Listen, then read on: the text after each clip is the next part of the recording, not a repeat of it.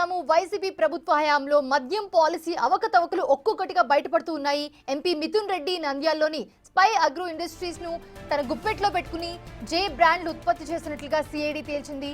అయితే spy Agro industries లో ఉత్పత్తి అయిన మద్యానికి అత్యధికంగా ఆర్డర్లు లభించినట్లుగా సిఐడి గుర్తించింది. 2019లో వైసీపీ అధికారంలోకి వచ్చాకనే అదాన్ డిస్టిలరీస్ ప్రైవేట్ లిమిటెడ్ ఏర్పాటైందని, అయితే ఆ సంస్థ ఎంపీ విజయసాయిరెడ్డి అల్లుడైన రోహిత్ రెడ్డి బినామీ సంస్థ అని సిఐడి గుర్తించింది.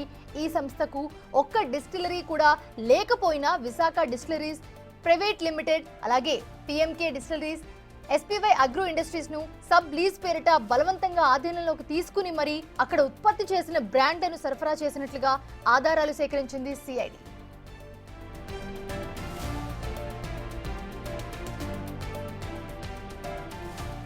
నాణ్యత లేని నాసి రకమైన జే బ్రాండ్లను ప్రవేశపెట్టి ప్రజల ప్రాణాలతో చెలగాటమాడారని 2 రోజుల కిందట సిఐడి అధికారులు కేసు నమోదు చేశారు. దర్యాప్తులో వెలుగు చూసిన అంశాల ఆధారంగా మిథున్ రెడ్డితో పాటు పలువురు అధికారులు, డిస్టిలరీ ప్రతినిధులు, ఈ దందాను వెనుక నుండి నడిపించిన నాయకులను అందరినీ కూడా నిందితులుగా చేర్చే అవకాశం కనిపిస్తోంది. ఇక మరోవైపు చూస్తే జగన్ పాలనలో మద్యం కొనుగోలు ఆర్డర్లలో వేల కోట్లు కొల్లగొట్టినట్లుగా సిఐడి గుర్తించింది. నాటి ప్రభుత్వ పెద్దలు, సన్నిహితులు అలాగే బినామీలతో పాటు కమిషన్లు చెల్లించిన కంపెనీలకే 90% కొనుగోలు ఆర్డర్లు కట్టబెట్టినట్లుగా తేల్చింది. ఆయా సంస్థల నుంచి కొన్న మద్యానికి చెల్లించే బేసిక్ ప్రైస్ ను అడ్డగోలుగా పెంచి లబ్ధి పొందినట్లుగా గుర్తించింది.